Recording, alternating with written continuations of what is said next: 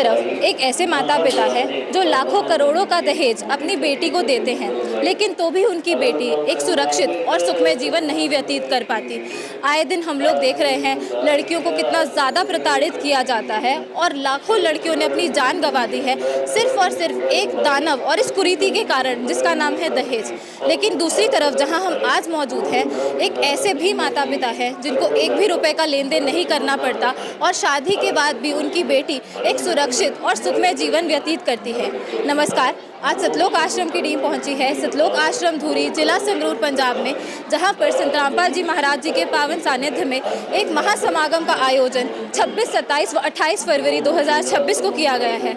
आज उस महासमागम का दूसरा दिन है, यानी कि 27 फरवरी 2026, और आज यहाँ पर एक बहुत बड़ी मुहिम संत रामपाल जी महाराज जी ने छेड़ी है, दहेज मुक्त मुहिम के नाम से। तो आज यहाँ पर दहेज मुक्त विवाह होने वाला है। हमें बताया गया है मात्र 17 मिनट में यहाँ पर शादी संपन्न होने वाली है। तो आपको दिखाएंगे पूरा कवरेज, किस प्रकार से यहाँ पर शादी की जाती है, और उसके बाद हम कपल से बात भी करेंगे।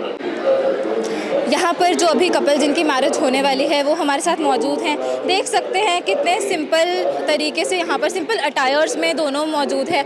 नहीं तो हम लोग देखते हैं बैंड बाजे के बिना, ढोल के बिना, बारात के बिना तो शादी नहीं होती। पर यहाँ पर संत रामपाल जी महाराज जी जो दहेज मुक्त विवाह करवाते हैं वो बिल्कुल ही सिंपल तरीके से होता है। कोई बैंड बाजा नहीं होता, कोई डीजे नहीं होता, कोई नाच गाना नहीं होता, मात्र वाणी चलती है परमात्मा की, जिससे ये विवाह संपन्न किया जाता है। और साथ ही में सादगी देखिए आप इन दोनों की, कितने साधारण वस्त्र दोनों ने धारण किए हैं। लड़की का आप देख सकते हैं कोई मेकअप वगैरह नहीं लगाया हुआ, बहुत ही बड़ी चीज़ है। नहीं तो लड़कियों को तो होता है ये मेकअप आर्टिस्ट को हमने बुक करना है, 1-1 लाख 2-2 लाख रुपए देते हैं लोग सिर्फ शादी के दिन मेकअप करवाने के लिए। लेकिन यहाँ पर बिल्कुल सिंपल तरीके से दोनों ने अपनी शादी को करवाने का जो डिसीजन है वो लिया है अपने गुरु जी के मंगल प्रवचनों से प्रभावित होकर।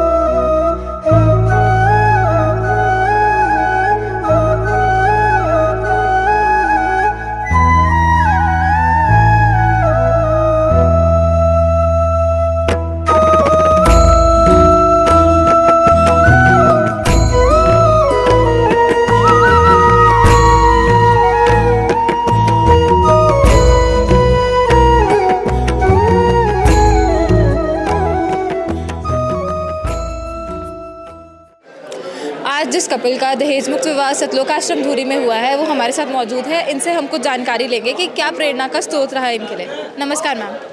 सत्साई जी। आपका क्या नाम है? सुनीता दासी।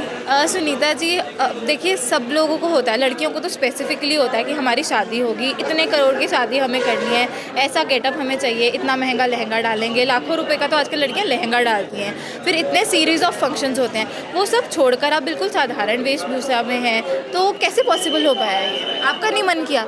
नहीं जी, क्योंकि जब हमारा परमात्मा की दया से जब गुरु जी का ज्ञान ही ऐसा है जिसमें हमें आडंबर से हमें खुद ही लगाव नहीं रहता। धीरे धीरे हम भक्ति जैसे जैसे बढ़ती जाती है हमारा इन चीज़ों से ध्यान खुद ही हट जाता है। पहले राजा राम मोहन राय ने जब सती प्रथा का अंत किया था, उसके खिलाफ बोले थे, तब बहुत लोगों ने उनका विरोध किया था। खुद उनकी माता भी उनके अगेंस्ट खड़ी थी। लेकिन आज जो है संत रामपाल जी महाराज जी का भी स्टार्ट में सभी ने विरोध किया था, बट आज सभी धीरे धीरे जब उनके ज्ञान को समझ रहे हैं तो सभी गुरु जी के समर्थन में हैं। जी बिल्कुल सही बात करी आपने। कुरीति का किसी को तो अंत करने का वो इनिशिएटिव लेना ही पड़ेगा, वो संत रामपाल जी महाराज जी ने लिया है। अच्छा, आपसे ये जानना चाहेंगे कि लेन देन बोला गया है कि कुछ भी नहीं हुआ, तो एक भी रुपए का लेन देन नहीं हुआ है, ना कुछ होगा? नहीं जी, बिल्कुल भी नहीं। हमारी मम्मी जी ने तो बल्कि हमें कपड़े भी बोले थे कि नहीं लेके आने हैं। अच्छा, आपकी जो सासू माँ हैं उन्होंने आपको कहा था कपड़े भी नहीं लेके आना, वो भी वही करवाएंगे। ठीक है, तो आपको पूरा है कि बोलते तो देखिए सभी हैं कि बहू को बेटी की तरह रखेंगे, क्या आपको आश्वासन है आपको सच में ऐसे रखा जाएगा? बिल्कुल, क्योंकि संत रामपाल जी महाराज जी जो हैं हमें भक्ति के मार्ग पे जब हम, क्योंकि हम मोक्ष, हमारा उद्देश्य मोक्ष है पाना है, तो हम जब ऐसे गलत काम करेंगे तो हम मोक्ष की प्राप्ति नहीं कर सकते। इसलिए हमारी जो ससुराल वाला परिवार है वो मोक्ष की भक्ति के लिए पूरा प्रयत्नशील है। इस वजह से ऐसी मुझे कोई भी शंका नहीं है कि मेरे साथ कुछ ऐसा हो सकता है। जो संत रामपाल जी महाराज जी के भगत हैं, बहुत से लोगों को लगता है कि अंधश्रद्धा भक्ति के थ्रू जुड़ते हैं, लेकिन संत रामपाल जी महाराज जी जो ज्ञान देने लग रहे हैं वो शास्त्रों से प्रमाणित ज्ञान देते हैं। गुरु जी की बुक्स जो हैं उसको आप पढ़ के देख सकते हैं, उसमें जो भी बातें लिखी हुई है गुरु जी ने सत्य लिखी हुई है, अपनी मनमानी उन्होंने नहीं लिखी, शास्त्रों के अनुसार लिखी हुई है। और अगर कोई शंका है तो हम अपने खुद के सदग्रंथों को खोलकर देख सकते हैं। जी धन्यवाद। धन्यवाद। अभी हमने जो ब्राइड है उनके तो विचार सुन लिए, बहुत ही अच्छे विचार संत रामपाल जी महाराज जी ने अपने अनुयायियों के अंदर भरे हुए हैं। अब जो ग्रूम हैं उनके भी विचार हम जानने की कोशिश करेंगे। नमस्कार सर। साहब जी। सर, आपका क्या नाम है, कहाँ से हैं? मेरा नाम हरिंदर दास है और मैं दूरी से आया हूँ जी। हरिंदर जी, आपसे जानना चाहेंगे आप क्या काम करते हैं? बंदी छोड़ सतगुरु रामपाल जी महाराज जी की दया से मेरी एक मैन्युफैक्चरिंग यूनिट है और मैं सॉल्वेंट एक्सट्रैक्शन प्लांट और बायोमास पैलेट प्लांट्स की जो मशीनरी पार्ट्स हैं उसके जो स्पेयर पार्ट्स हैं और मशीनरी है उसकी मैन्युफैक्चरिंग करते हैं। सर, आपका खुद का बिजनेस है, तो आजकल क्या हो गया है, हम लोग मॉडर्नाइजेशन की तरफ जा तो रहे हैं, ग्लोबलाइजेशन की तरफ जा तो रहे हैं, लेकिन हमारी सोच जो है ना वो नीचे जाती जा रही है। जितना लड़का पढ़ा लिखा हो, जितना अच्छा काम हो, जितना अच्छा कमाता हो, उतना दहेज उसे ज़्यादा चाहिए होता है। तो ये कैसे पॉसिबल हो पाया कि आप भी मांग सकते थे कि मुझे ये वाली गाड़ी चाहिए, इतने मुझे रुपये चाहिए, तो आपका ये सब करने का मन नहीं किया? देखिए, सबसे पहली बात तो मैं ये संत रामपाल जी महाराज जी का शुक्रगुजार करना चाहूँगा कि उन्होंने मुझे जो ऐसा ज्ञान प्रदान किया जिससे सबसे पहले तो हमें आध्यात्मिक मार्ग का पता चला और हमें यहाँ के मार्ग का पता चला, यहाँ की माया क्या चीज़ है। एक चीज़ जो मैं सोचता हूँ कि जहाँ पे आज के टाइम में हम देखते हैं जो लड़का है वो लड़की वालों से कितने रुपए दहेज मांगता है, क्या वो इतना भी सक्षम नहीं कि वो लड़की वालों को खुद से इतना उसको सहयोग दे के उसे अच्छे से रख सके? क्या इसकी इतनी नीचता आ गई है कि लड़की वालों से ही इतना धन लूट के फिर उसको ये कहे कि मैं खुश रखूँगा? क्या ये पॉसिबल है? मुझे नहीं लगता ये चीज़ पॉसिबल है। अगर खुद के अंदर इतनी हिम्मत है, परमात्मा ने हमें अच्छा शरीर दे रखा है, अगर खुद के अंदर इतनी हिम्मत है तो खुद को इतना काबिल बनाए कि हमें दहेज लेने की नौबती ना आए, जो हमें संत रामपाल जी महाराज ने जो हमें ज्ञान प्रदान किया। और सबसे बड़ी बात, परमात्मा जी कहते हैं कि दहेज लेना व देना पाप है, जिससे हमारे कर्म बिगड़ते हैं।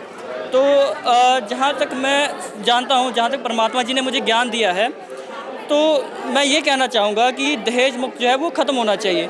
परमात्मा जी की दया से इस ज्ञान के होते हुए मैंने एक भी रुपए का कोई भी इनसे आवेदन नहीं किया, मैंने कोई भी लेन देन का इच्छा नहीं किया ना मैंने बल्कि इनको बोला कि अगर ऐसी कोई बात है तो मैं इसमें कोई इच्छुक नहीं हूँ, मुझे कोई भी एक रुपये नहीं चाहिए, मैं खुद से काबिल होकर आपको पूरी खुश रखने की कोशिश करूँगा। बहुत बड़ी बात बोली आपने कि लड़के को खुद से, जैसे ये बिल्कुल लड़कों वाली बात आपने करी कि वो सक्षम होने चाहिए कि वो लड़की को खुशी दे सके, ना कि उनके परिवार से कुछ ले। तो बहुत बड़ी बात आपने बोली। सर, अभी तो कोई लेन देन नहीं हुआ है, तो आगे चल के गिफ्ट्स के माध्यम से भी बहुत लेन देन हमने देखा है कि सोसाइटी में होता है कि लड़की के परिवार से हर त्यौहार पे कुछ ना कुछ गिफ्ट्स आएंगे। क्या ऐसा कुछ होगा या ये सब भी नहीं होगा? नहीं जी, परमात्मा जी की दया से ऐसा भी कुछ नहीं होने वाला है, क्योंकि देखिए संत रामपाल जी महाराज हमें सत्संग में ये सिखाते हैं, ये बताते हैं, ये ज्ञान हमें देते हैं कि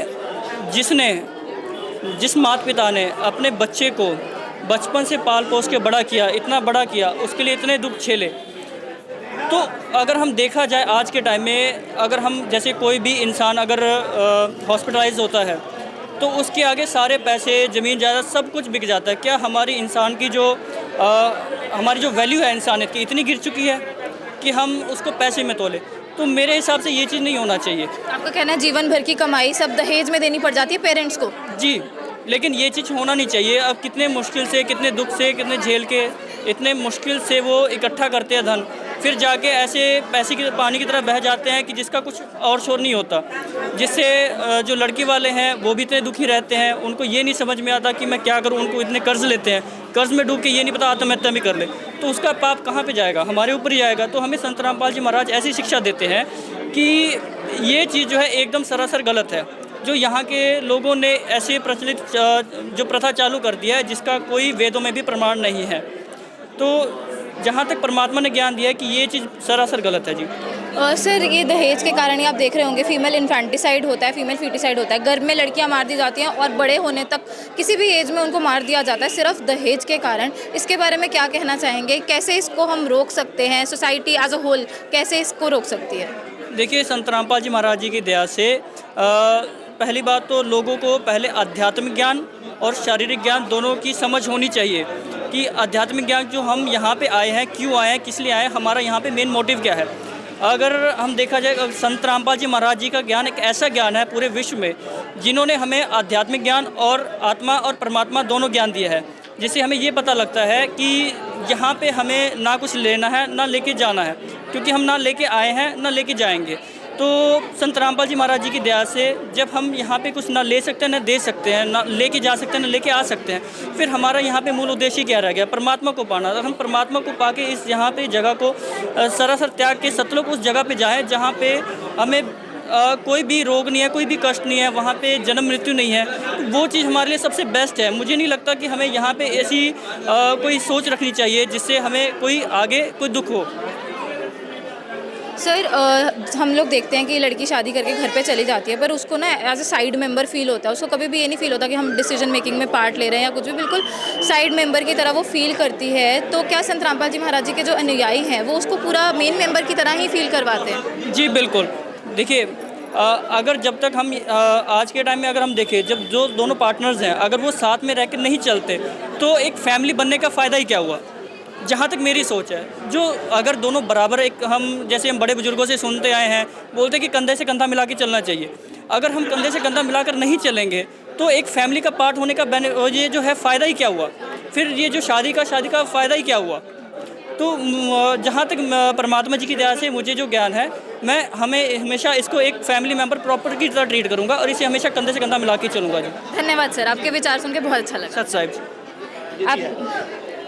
आपने सुना अभी किस प्रकार से जो कपल हैं, आपने सुना ग्रूम ने भी किस प्रकार से बताया कितने ज़्यादा इल इफ़ेक्ट्स हैं दहेज के। लड़कियों को गर्भ में मार दिया जाता है, बाद में भी कभी भी उनकी डेथ कर दी जाती है सिर्फ और सिर्फ ये कुरीति के कारण, दहेज के कारण। और बोला जाता है लड़कियां बोझ है नहीं, लड़कियां बोझ बना दी गई हैं। तो इस मुहिम को संत रामपाल जी महाराज जी, दहेज मुक्त मुहिम जो उन्होंने चलाई है, इसके तहत लग रहा है कि संत रामपाल जी महाराज जी अब इस दहेज का पूरे तरीके से खात्मा कर देंगे। तो कार्य कर रहे हैं। तो आज 5वीं बार आए हैं यहाँ पे जी। हम यहाँ आते रहते हैं सत्संग में जी। तो संत रामपाल जी महाराज जी के बारे में आप क्या कहना चाहेंगे? अच्छा, एक धर्म गुरु हैं बढ़िया, जो कि मतलब लोगों का इसमें ले आ रहे हैं, जो मोक्ष के लिए ले जा रहे हैं, जो मतलब कैसे जैसे किसी को गलत रास्ते से अच्छे रास्ते पे ले आ रहे हैं, जो गलत फंसे हुए हैं, जैसे किसी को कोई कहीं फंसाया हुआ, कोई कहीं जाति धर्म के नाम पे फंसाए हुए, वो सब तो मैं भी चाहता हूँ कि ख़त्म हो जी।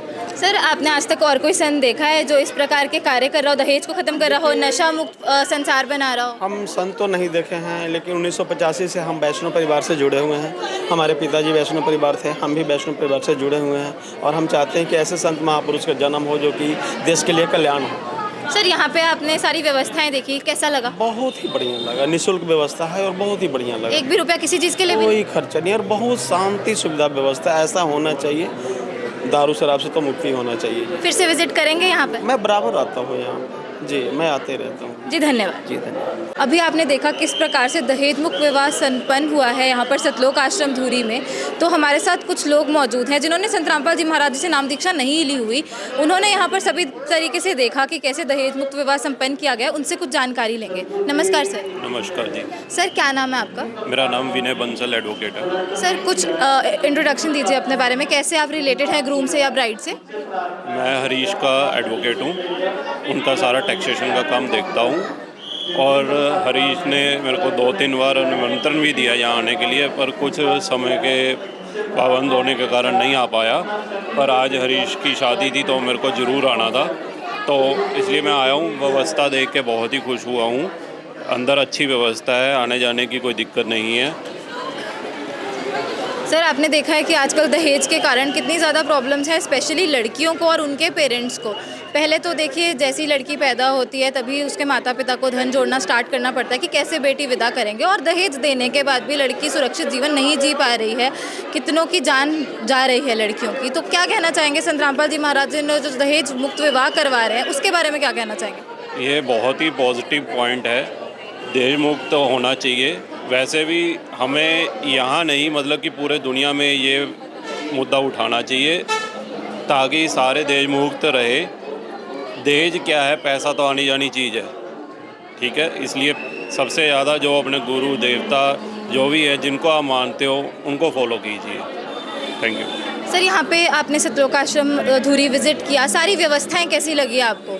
बहुत ही अच्छी व्यवस्था है, सारे कायदे कानून से हो रहा है, लाइन में आ रहा है, कोई धक्का मुक्की नहीं है, बिल्कुल ठीक है।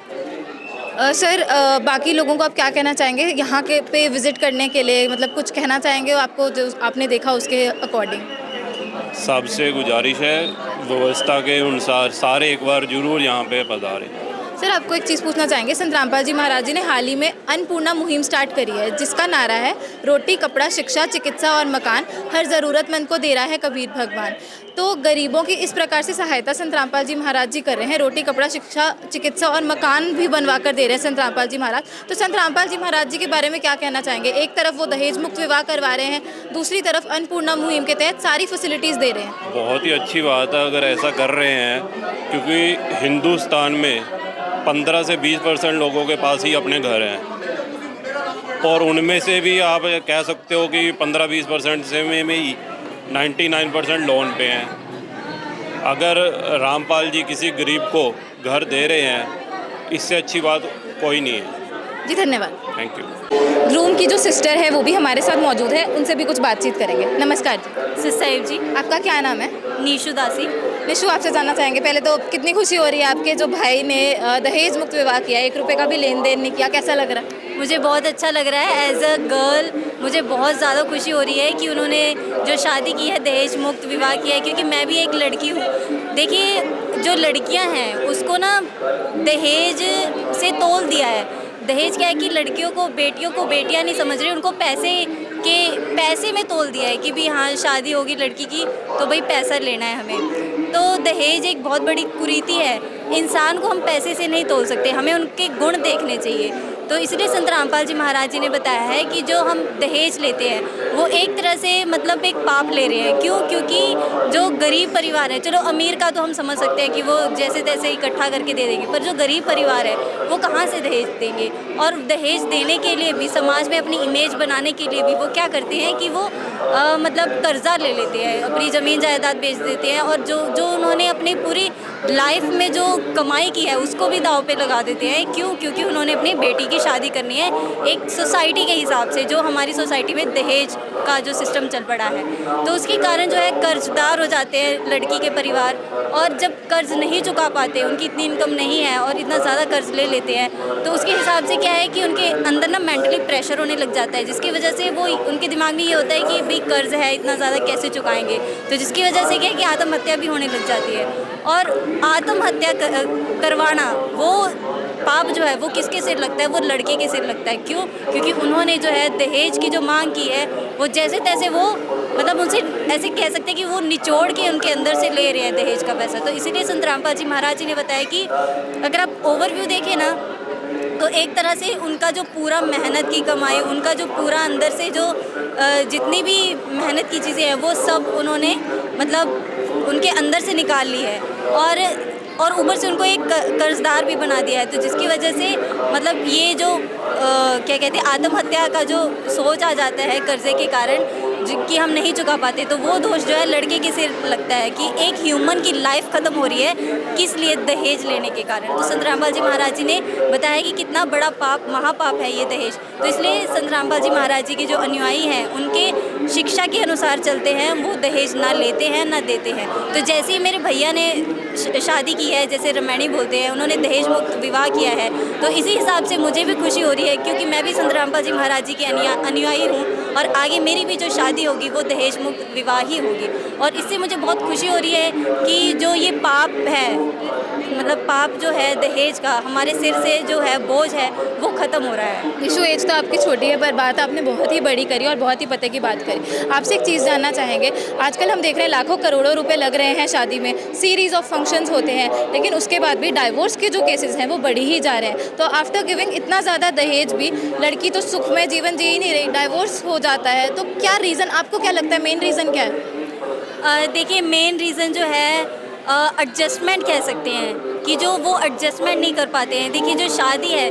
लड़की वाले जो है अपने खुद के माहौल में जो रहते हैं और लड़के वाले अपने माहौल में रहते हैं, तो वो दोनों अलग अलग माहौल से आते हैं। तो दोनों का फ़र्ज़ क्या बनता है कि अपना ईगो को साइड करके अपने रिश्ते को बढ़ावा देना है उन्होंने। तो जैसे कैसे रिश्ते को जो है कैसे बढ़ावा देना है, उन्होंने उस चीज़ के बारे में नहीं सोचते, एडजस्टमेंट के बारे में नहीं सोचते। क्यों? क्योंकि उनके दिमाग में केवल पैसा भर गया है कि लड़की लेके आनी है मतलब हमने पैसा मांगना है। वो उनके गुण नहीं देख रहे, लड़की वालों के गुण नहीं देख रहे, उनका व्यवहार नहीं देख रहे, वो बस पैसा, मतलब अंधाधुन हो गए हैं वो पैसे के कारण। तो वो क्या है कि शादी जो है पैसे ले लिया उन्होंने और उसके बाद भी जो क्या है कि जब उनकी आपस में अनबन हो जाती है, किसी भी चीज़ छोटी मोटी चीज़ों से भी लड़ाई हो जाती है, तो फिर भी वो क्या है कि प्रताड़ित करते हैं कि भी तुम्हारे अंदर ये गुण नहीं है, तुम हमें ये चीज़ नहीं दे पा रही हो, तो तुम अपने माँ बाप से लेके आओ। अगर लड़के वाले खुद नहीं कमा सकते, मतलब खुद अगर इतने सक्षम नहीं है कि वो चीज़ें नहीं ला सकते, तो वो क्या है कि लड़की के ऊपर प्रेशर डालने लग जाते हैं कि भी तुम लड़की हो, तुम हमें दहेज दोगे। तो इसी के कारण क्या है कि काफ़ी ज़्यादा डाइवोर्स हो रहे हैं कि अगर तुम पैसा नहीं लेके आ सकते तो हम आपको घर पे नहीं रख सकते। तो ये चीज़ के कारण मेजॉरिटी ऑफ डाइवोर्स पक्का इसी रीज़न के कारण हो रहे होंगे, क्योंकि बार बार लड़की वालों को तो बस देना ही पड़ता है। लास्ट चीज़ आपसे जानना चाहेंगे, सुनने में ये आता है ननद और भाभी का जो रिश्ता होता है वो नोक झोंक वाला ही रहता है। आप क्या कहना चाहते हैं? आपके विचार तो इतने अच्छे हैं, तो कैसे रहेंगे आप और आपकी भाभी? वैसे देखिए, एक तरह से देखा जाए तो जब लड़की की शादी होकर वो अपने ससुराल आती है तो लोग क्या करते हैं कि पूरी जिम्मेवारी उनके सिर पे थोप देते हैं, एक साथ ही थोप देते हैं कि भाई अब तुम इस घर की बहू हो, जो भी तुमने करना है वो तुमने खुद अकेले ही करना है। पर हम ऐसा नहीं करेंगे, क्योंकि संत रामपाल जी महाराज जी ने बताया है कि बेटा आपने अपने परिवार में इस तरह से रहना है, प्रेम प्यार से रहना है कि जैसे हम सतलोक में रहते थे, सतलोक में सभी प्रेम प्यार से रहते थे, एक साथ मिलजुल कर काम करते थे। तो हम क्या है कि हम बिल्कुल उनके ऊपर एकदम से प्रेशर नहीं डालेंगे कि भाई सारा काम आपने ही करना है, सब कुछ आपने ही संभालना है। नहीं, हम क्या है कि हम उनके साथ प्रेम भाव से रहेंगे। जो चीज़ों की उनको दिक्कत हो रही है हम उसको भी समझेंगे, हम बातचीत करेंगे कि भी अगर आपको किसी चीज़ में एडजस्टमेंट में दिक्कत आ रही है हमें बताइए, तो हम उस चीज़ के बारे में भी बात करेंगे ताकि जो हमारा ये जो परिवार है और सतलोक के जैसा जो है, सतलोक में जैसे परिवार रहते हैं वैसा परिवार हमारा जो है इस लोक में भी रहे। और हम फ्रेंड्स की तरह रहेंगे, बिल्कुल मतलब शेयरिंग करेंगे अपनी सारी बातें, क्योंकि जो मतलब लोग हैं मतलब मेनली बहुओं को बहुत क्रिटिसाइज़ करते हैं। अगर वो जैसे मान लीजिए कोई एक काम भी उनसे नहीं होता है अगर मान लीजिए उनको नहीं भी आता है तो उनको झट से सुना देते हैं कि क्या तुम अपने माँ बाप के घर से ये नहीं सीख के आई, क्या तुम्हारे माँ बाप ने ये नहीं सिखाया। तो वो चीज़ें क्या है कि एक इंसानियत के तौर पे भी इंसान को हर्ट हो जाता है कि भी उन्होंने मेरे माँ बाप के ऊपर सवाल उठा दिया कि अगर मुझे ये काम नहीं आता तो उन्होंने मेरे माँ बाप के कैरेक्टर पर हाथ उठा दिया। तो वो चीज़ जो है जो बिल्कुल गलत है। हमें संत रामपाल जी महाराज जी ने सिखाया कि हमें इंसानियत के तौर पे जीना है और हम इंसानियत के तौर पे जो है पूरा प्रेम भाव से रहेंगे और उनको बिल्कुल भी परेशान नहीं करेंगे। जी धन्यवाद। सच साहिब।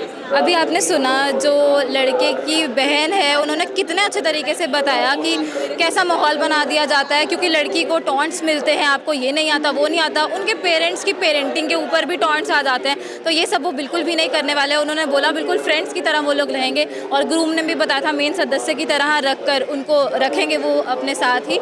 तो संत रामपाल जी महाराज जी बहुत अच्छे विचार अपने अनुयायियों के अंदर भर रहे हैं और हम तो देखना ही चाहते हैं ऐसी दहेज मुक्त विवाह और होने चाहिए ताकि ये जो दहेज रूपी दानव है इसका पूरे जड़ से ही खात्मा हो जाए। देखने के लिए धन्यवाद।